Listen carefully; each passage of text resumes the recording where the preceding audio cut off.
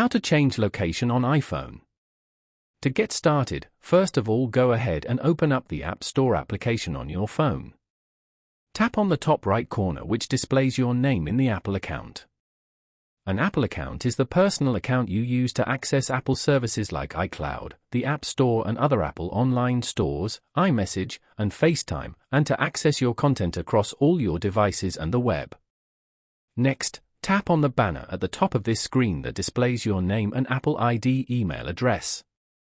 This will take you to your account settings page, where you can manage subscriptions, view purchase history, and update your account settings. Here, find and tap on the country region option. Select your new country from the list that appears. Once you are done, tap on the top right Done.